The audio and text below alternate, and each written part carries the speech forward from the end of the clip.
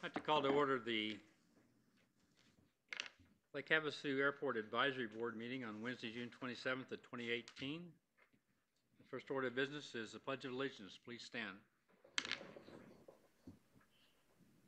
I pledge allegiance to the flag of the United States of America and to the republic for which it stands, one nation, under God, indivisible, with liberty and justice for all.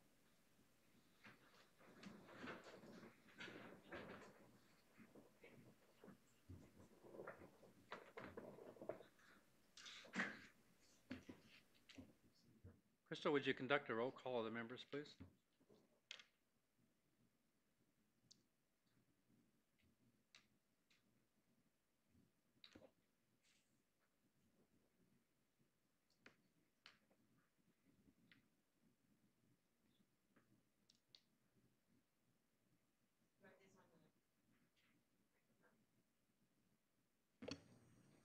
Mr. Shannon Stebbins. Here. Mr. Lewis Worthy. Here. Mr. Steve Huff. Here.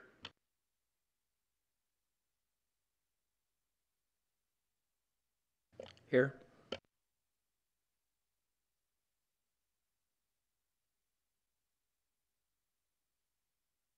Here. We have a quorum present. For the first order of business, prior to the business, I'd like to introduce some new staff members. New for the airport operations admin is Crystal Williams. Welcome. And Alondra Davis Maury, who is the maintenance services admin supervisor. So welcome. First item of business is a call to the public. We have an open call to the public that we begin the meetings with in accordance with Arizona Open Meeting Law. Since we have no members of the public here tonight, we'll dispense with any further discussion of that. The first item of business on the agenda is approval of the April 18th, 2018 meeting minutes. The minutes were provided via email. Do we have any discussion? I entertain a motion to approve. Motion. A second? I second. We have a motion approved and a second. Is there any discussion prior to voting? All in favor signify by saying aye. Aye. Aye. Aye. Unanimously approved. The first item of business for the board is the airport supervisor's report. I'll ask Steve Johnson to complete that for us. It'll be a little lengthy, so fasten your seatbelts. Okay. Our grant projects have both been completed. The electrical vault, which was funded by FAA and ADOT, that's done at $436,000. The local share of that was 4.47%, and the ADOT funded FOD and runway edge project, that's been completed at $517,000, and that was a 10% local match on that. Other projects completed this year to date have been 3/4 crack seal of taxiway Alpha. That was $49,000. Again, that was full city funding. The north ramp tack coat, which was $3,700, full city funding. The rejuvenator coat on the runway connectors Alpha 1 through Alpha 6, that was just done today. So there's a drawing at $22,360. And then at the north end of the airport on the north ramp, temporary restroom up there, which is about $800 a year. The ACIP meeting with FAA and ADOT is scheduled for July 24th. I believe that's a Tuesday morning at 9 a.m. out at the airport terminal. There'll be a tour of the airport as well. The FAA and ADOT will be flying in. And again, we'll be tootling around the airport prior to the meeting, doing a show and tell or dog and pony show. The D2 hangar project is under construction. You probably see it as you drive by the airport. The steel is going up, so that's moving along. Hangar inspections are ongoing. FAA should be awarding the master plan grant to the city, again, we think in August. At this point, I've heard nothing different. Staff, myself, attended the FAA Airports Conference in Torrance, California last week.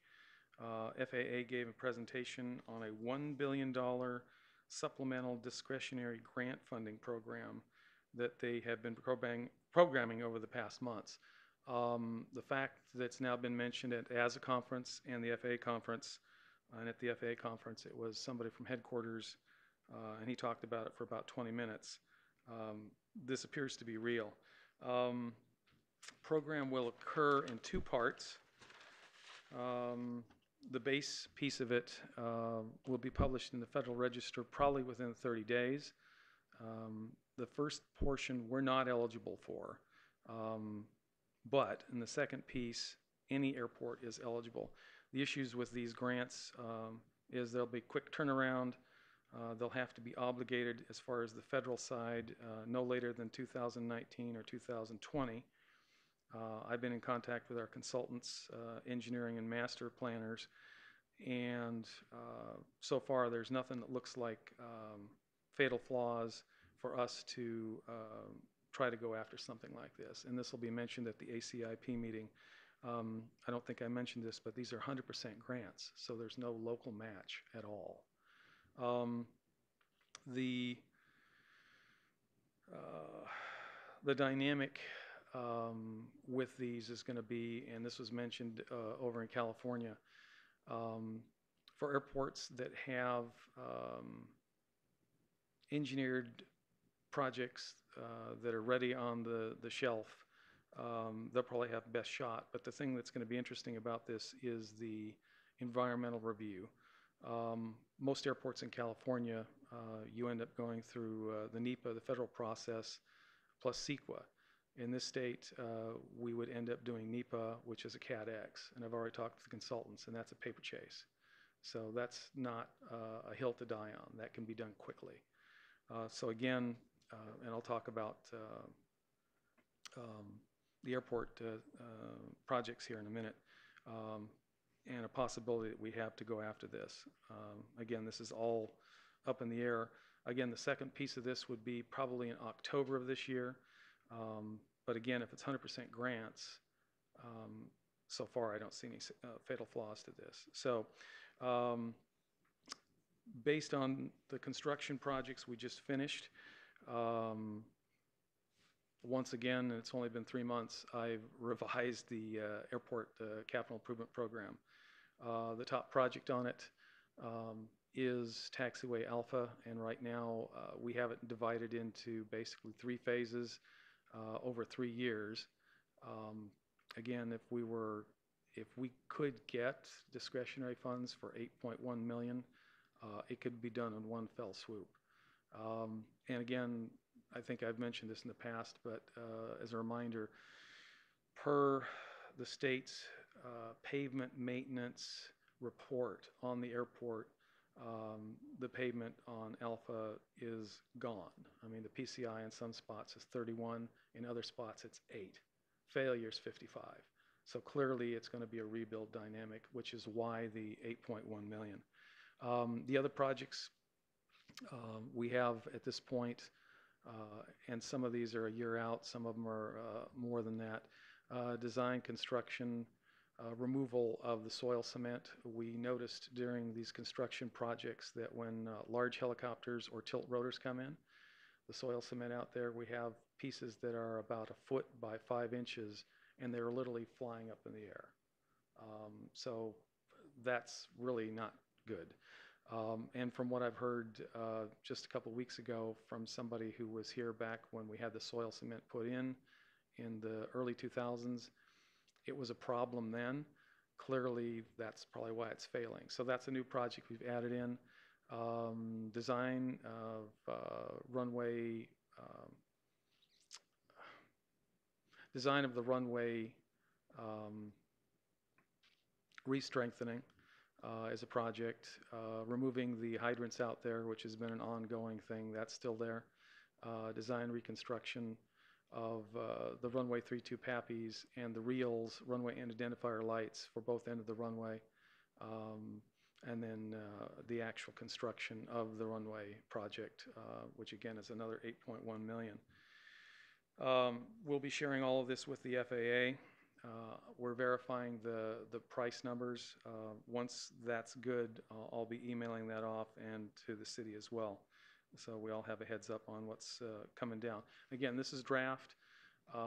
We'll present this, and these things always morph. So at the meeting, it could change depending on where the FAA wants to go with it, and ADOT for that matter. Let's see here, what else? And again, the soil cement removal and putting in some rocks like we've just done at the north end should be high priority because it's a safety issue. Airport business locator signs are in the process of being redone. We should have 1 or 2 of those up probably in the next couple of weeks. They'll have different logos and they won't look faded, so that'll be nice. Working on a draft RFP, which I'll mention here in a little bit in a little more detail, for the north ramp Hey, RFP. Steve, a question. Certainly. On the signs, is it gonna be kind of like I've been seeing new signs throughout the city. Is it gonna be kind of follow that same design kind of thing? The coloring will be similar. The design will be similar. It won't be the same, but it will, unless you really look at it in detail, it'll give you the same impression.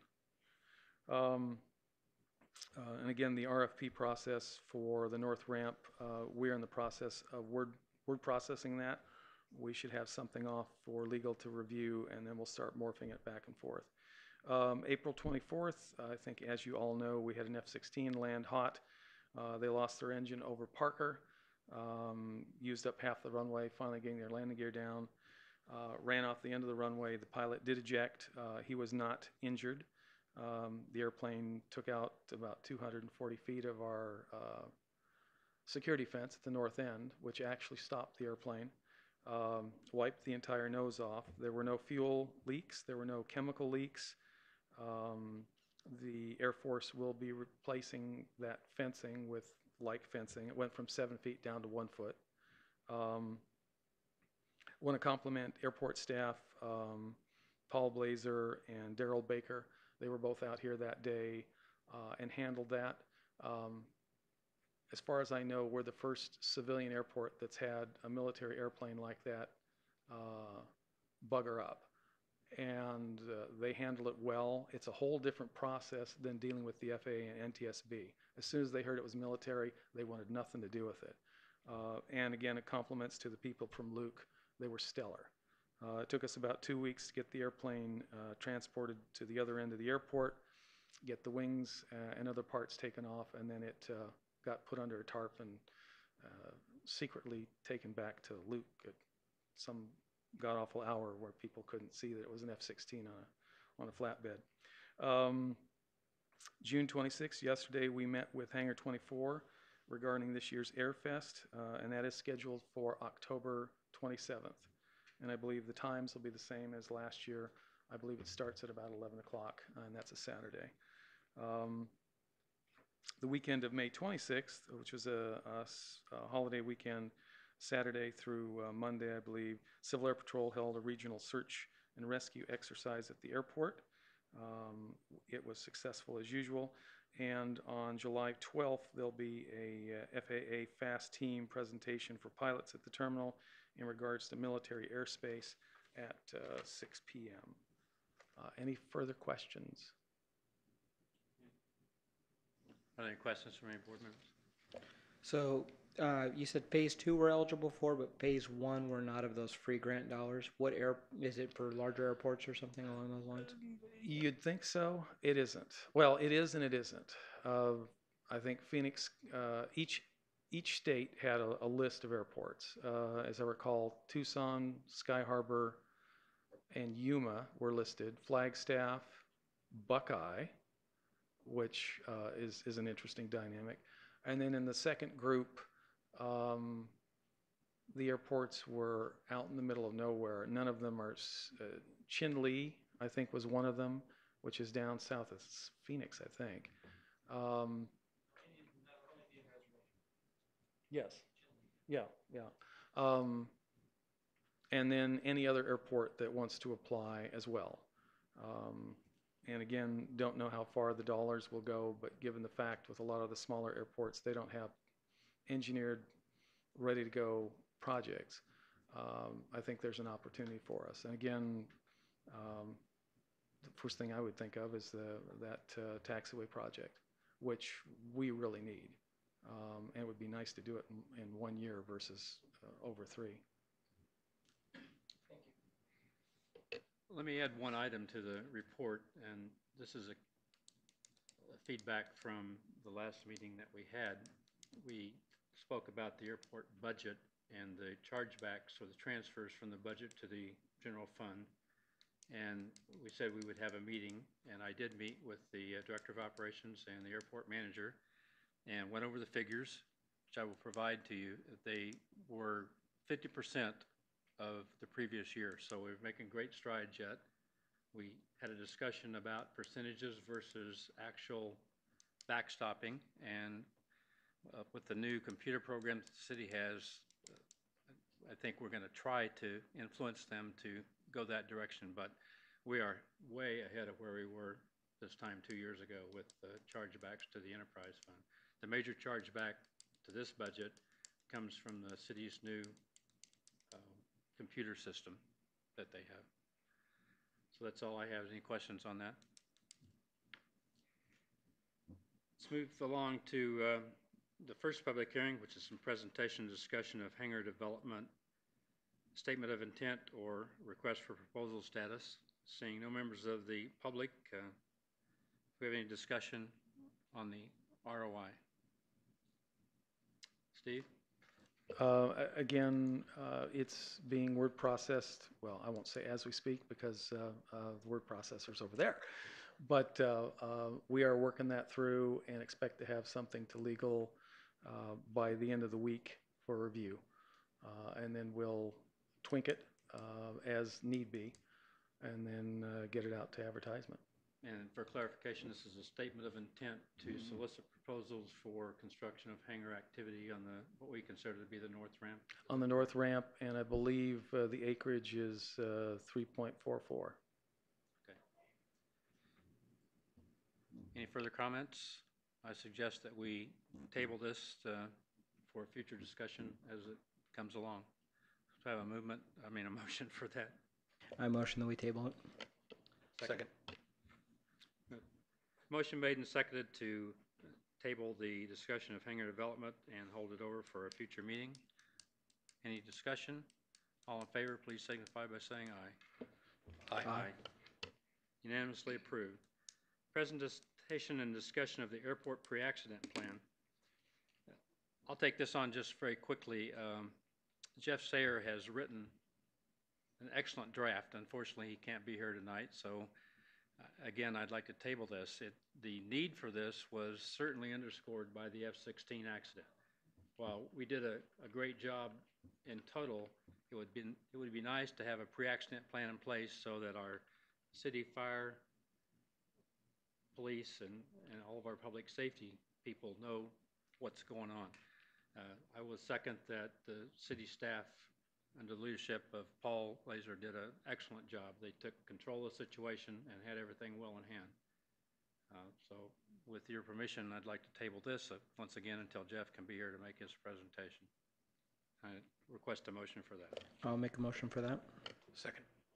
All those in favor, signify by saying aye. Aye. Aye. Presentation discussion of rate determination study of the city hangars. And this stems from a September presentation in which we determined that our hangar square footage rate to be in the neighborhood of 28 cents a square foot, Deer Valley and other airports at 22 cents a square foot. This has been kind of tabled as we go along, and I don't think our intent is to roll back the price, but rather to figure out why it's that way and to perhaps fence some funds to keep it reinvested in the airport. But Steve has been doing some background research, and I'd like to turn it over to him at this point. Okay, and just a brief review here. We had a nice little list on blue paper here, which I think we had 7 airports listed. I've culled that down to basically 5, including us. On the smaller city hangars, and again, the city hangars, we have 26 total. 6 of those are the large type, and the rest are smalls. The smalls, we were at 419. And on the large, we were at 631. For the state, we were by far on the smalls ahead of anybody else that we surveyed. On the large, I believe Sedona is just ahead of us by about $20. But again, all the rest then are far less. So, as the chairman outlined about this last April, we did a comparison on rates at different hangars within the state. We were the highest, as I just outlined, for the smaller hangars we have. We did not increase those rates this year, as I think you all realize. Comparing these hangar rates at different airports is like apples and oranges. You get into the weeds on this stuff, but the context or the history of each airport, the hangars, the airport role, the services all tie back to the rates. So I'll give you some brief outlines here. And I apologize, had I had this in writing for you, you could review it, but again, my apologies. Deer Valley, based aircraft there, 934. It is a reliever to Sky Harbor. It is one of 3 airports under the Phoenix Airport system. It's a general aviation airport in addition to being a reliever. It is subsidized in its budget by $900,000 a year. Some years ago, they built 400 hangars, and the city established a low rate to attract all the general aviation aircraft out of Sky Harbor. Those rates have not been raised since that movement, and probably won't be. Phoenix has made it very clear they're not going to raise those rates. And again, I think part of that is a number of years ago getting those GA users out of Sky Harbor, but the other aspect is the political piece as well. They can only be raised by the city council. Airport staff cannot do that.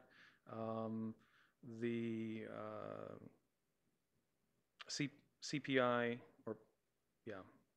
increases are allowed. I think those happen annually. They do have a waiting list. The airport itself, 2 runways, control tower operations, 380,000 a year. They are the 17th busiest airport in the nation, which is amazing. 1 FBO, 2 flight training businesses, and 7 semi-mechanical businesses. Goodyear, again, under the Phoenix Airport system. Based aircraft, 192. Again, it's a reliever to Sky Harbor. There it's general aviation and large corporate and aircraft storage. It is subsidized $300,000 a year from their general fund. 147 city hangars, and again, all these hangars I'm mentioning, both with Deer Valley and Goodyear, they're full. And again, the same dynamic as Deer Valley. They established a low rate to basically get general aviation away from Sky Harbor. The rates have not been raised. They have a waiting list. Consumer price index is there again. That's allowed. As far as the rates go, they don't anticipate raising them anytime soon. 1 runway, a control tower, operations $120,000 a year. 1 large FBO, large aircraft maintenance business, and 3 flight schools. Sedona, space constrained on top of a mesa, based aircraft 54. It's a general aviation role with some business use. It is not subsidized and actually makes money. 27 hangars that the authority there has, 75 private hangars, which is kind of interesting when you look at the based aircraft and you look at the number of hangars. Do we see a problem? I wonder. They do have consumer price indexes there as well. 1 runway, no tower, operations $35,000 a year. The authority operates the FBO and does fuel sales. They have 2 air tour businesses there. One guy who's sort of a mechanic, a viewing area, which they make about $60,000 a year from, if you can believe that. And it's not, you don't pay to go on the viewing area, it's volunteer. So people are throwing money into a box, which again, it's Sedona. They have a restaurant, a car rental, and they actually have a hotel up on the airfield site. Falcon Field in Mesa. Again, it's a reliever to Sky Harbor, general aviation. No subsidies, so it's making money. 407 city hangars, a waiting list, 2 runways, a tower, operations $330,000, 3 FBOs, 100 businesses on site, which consist of aircraft maintenance, helicopter maintenance, the commemorative Air Force, had to catch myself there, flight instruction, aircraft construction, charters, photography, avionics, painting, interiors, and manufacturing. I believe the Boeing company has helicopter manufacturing there. And then there's us, Lake Havasu, general aviation, and I would say executive use for southern Mojave County, subsidized, and I believe when we went through the budget discussions, it was about $130,000 a year out of the general fund this last year. 26 city hangars, 41 private hangars, FBO hangars total about 38, a waiting list. Again, occasional rate increases in the past, which were based on the cost of doing business, annual PCI increases.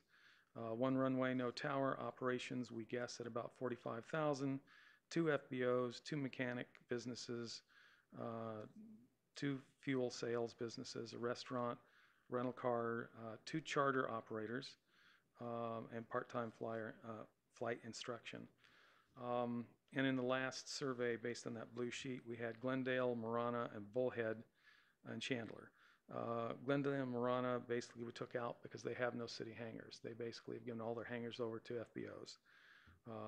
Bullhead has a very small number of hangars which are very space constrained, and I believe there's an FBO ramp right adjacent, which makes things kind of interesting, and I didn't get to Chandler. So that's kind of an overview, a lot of detail, but, and, you know, just apples and oranges, but it gives you kind of an idea where others are coming from.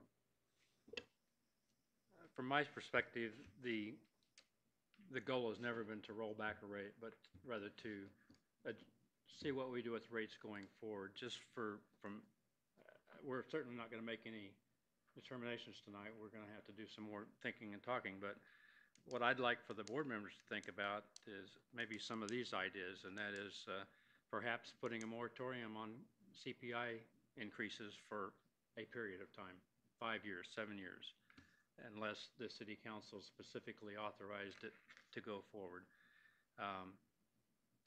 It's interesting to note the difference in what these communities are putting into the airports versus us. And some of the comments that have come to me from our airport tenants are, we're paying the highest rates in the state, but yet we're not seeing much come back in. And my hat's off to Steve and to Mark Clark. Just as I added this up, it's somewhere $76,000, $77,000 that's been spent in the last 3 or 4 months. That's the first money, real money, that we've seen put in by the airport sponsor back into the airport. And I think that's a trajectory that we're headed on. We certainly have some major ramp problems that we're going to have to deal with, and that doesn't even appear on the ACIP. So my guess is that the ramps are going to have to last for another 10 to 12 years somehow, and that's going to require maintenance that's well above my pay grade, that's going to get into paving and stuff from Mr. Clark. So for things to think about going forward, from my perspective, would be perhaps fencing funds, a moratorium on CPI indexes for the hangar rentals, and directly tying it to what's being back spent on the airport. I can tell you that from the tenants, the things that have been done and the responsiveness from the staff over the past 6 months, with the feedback to me, have all been positive. I have not heard any negative comments. So I'd open it up for any discussion by any board member. Mr. Chair, so the way that the CPI, it's not automatic. It actually goes to the city council, and it's all of the rates that are charged throughout the entire city. So recreation programs, permit fees, airport, and if we don't educate the council on where the fees are at, which I think this airport advisory board did a great job this year, and that's why you didn't see any increases, and I don't think you'll see them. I don't believe that this council can make, that this board can make a recommendation to the council to have a moratorium, and that would impact future councils. But I believe just keeping the current councils educated on the different rates would be a strong strategy to move forward in keeping the rates in check. I hadn't even considered this council putting something to effect that that would constrain a future elected body, and I'm sure that's correct. So perhaps the solution is to have me appear at the budget process and present our case for where we're at on this type of thing, probably preceded by a board meeting that gives me direction on where to go with it. Maybe something along those lines. Yes, sir. Steve, can we, the research you did, I know you weren't able to get it to all of us, but can we at some point get an email copy or something for our records for when that council meeting comes back up, that we're not having to go back and redo all the legwork you've already done? That's no issue. We can get that word processed. Thank you. Any further discussion on this issue? Okay, that concludes the regular agenda items. The next item is recommendations for future agenda items. For me, it appears that we need to have the hangar development and the RFP status back on next month's agenda to follow up, and the airport pre-accident plan. The other things that have come to my attention would be an agenda item that deals with, once again, the airport movement area incursions, which we have dealt with in the past, and the possibility of getting recording equipment for the CTAF frequency. Once again, that's a big one. the need for that was indicated by the accident that we had, because there was quite a lot of verbiage that went on between the wingman and the aircraft that actually crashed at the airport. I know that Brian heard that without flying, and it would have certainly been nice for the Air Force Accident Investigation Board to have had exact copies of that verbiage that was going back and forth, because that was, I'm sure, an integral part of their findings for the aircraft accident. So those are the things that I have for future agenda items. I'd open it up for discussion from any other board member. I second the CTAF for sure. I'm not real educated on cost or anything, but maybe that's something we can bring to the next meeting. I don't know if you've looked that up before, or I would think in today's world with digital voice recorder, it can't be that hard. Now, is that something that can be included in the new grants? Possibly? Probably not, but we do have an estimate, and right now it appears that it's $5,000 or less. If I may, if we can just stay on future agenda items and bring these types of conversation into the future meeting, so just because it's not agendized for today. Any other agenda items that you'd like to see brought up in the next month's meeting?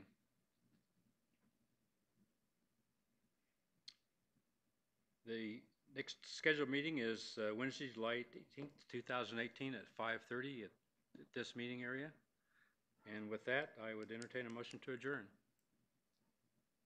Before that, I have one question for Steve. Go ahead. On the work for the taxiways, is there a weight limit we're going for? Is there something we're looking at, because we're getting bigger and bigger jets? That I think we were at 18,000 was the construction of the current ramps.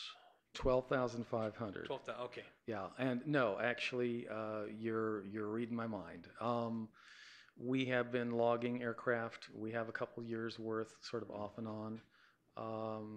I talked to the master planning consultant when I was over at the conference. There are reports they can pull in regards to the larger jets that end up having to file flight plans. And so the Can premise. I interrupt here? As with the other items, we're probably beyond the discussion Sorry. stage for this stuff. We'll have Okay. to, we can put that on next month's agenda, That'd be great. however. Great. That'd be great. Thank you. Okay, with that said, entertain a motion to adjourn. Motion.